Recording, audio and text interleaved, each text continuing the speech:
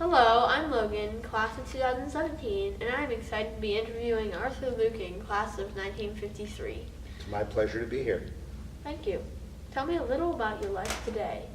My life today, well, last Tuesday I celebrated my 35th anniversary as director of the Loretto Hilton Center at Webster University. I probably should have retired 10 years ago at the normal time, but I love what I do. I love interacting with the theater professionals. I love interacting with the students in my classes. I just generally love what I do, and I couldn't ask for more. Tell me about your family. I am married to the lovely Laura Perry Lueking, who currently is the controller of a produce company in Central County. My son is a graduate of Rossman, class of 2005, I think, CBC 2011, and we hope that he's going to graduate from Webster University this June. What other experiences do you have in theater prior to your work with Webster?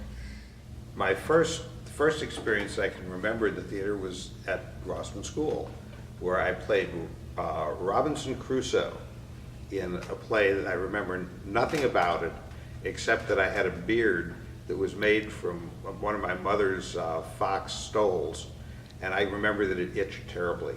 I remember none of my lines. I remember none of the show. When I was at Country Day School, I worked for the Mask Club and did scenery for them. I always looked at theater as kind of an extracurricular thing until I was at Washington U, and a traveling company led by Dame Judith Anderson, who was a rather famous Shakespearean actress at the time, came through and performed in Brown Hall Auditorium. And I realized, you could actually make a living doing this. It's not just a hobby. And that was really a watershed moment for me. I do remember that specifically. And I went to Yale Drama School, and after that I worked for a man named George Eisenhower, not in the 1960s, from about 1965 to 1970. I was a consultant on over 100 theaters in this country. And then I came back to St. Louis. I worked in film and video for a while. Then my father had a heart attack, and I went into the family trucking business for 9 miserable years. And after we had managed to phase it out, I went back into the theater, got the job at Webster, and I've been there ever since. And I love it. I wouldn't trade it for anything. How has Rossman experience influenced who you are today? Rossman School gave me the best basic education I think was available. While some of my high school teachers, some of my friends may dispute the statement, I think my grammar and usage are excellent. I know the difference between to, and to. I know the difference between there and there, your and your. I am fluent in arithmetic. I know basic American history. I know basic Western civilization, which I support. And I was able to build on that and get, well, not to blow my own horn, what I think is a really excellent education. What are a few of your favorite Rossman memories? I remember being envious of the kids who lived on Washington Terrace and Kingsbury Place, which were the 2 streets to the south, because they were walkers. They walked to school, and they would be released before the people who rode buses. And I always said, boy, I wish I were a walker. I could get home a lot sooner. Because I was at least initially, I was the second person on the bus. Bus is a misnomer too.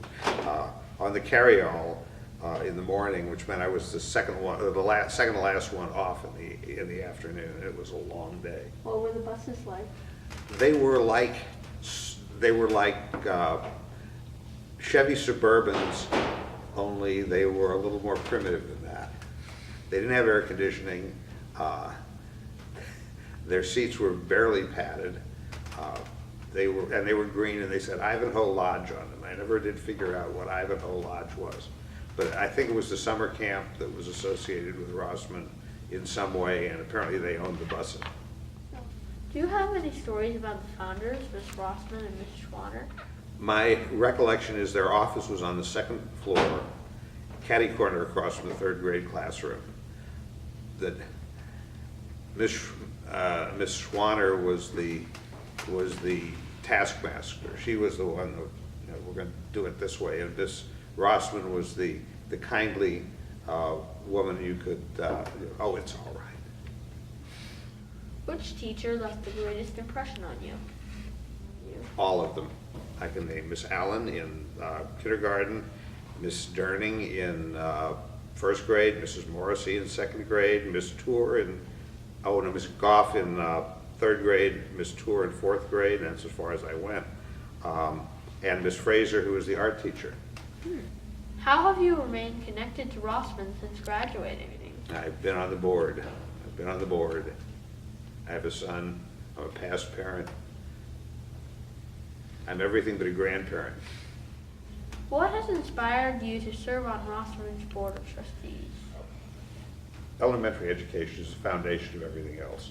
Without a firm elementary education, everything else is remedial.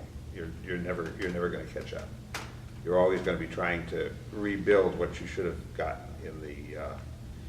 in the first 6 to 8 years of your education. And I think that I will do what I can, what little I can, to make sure that that happens and to make sure that that stays the case at Rossman.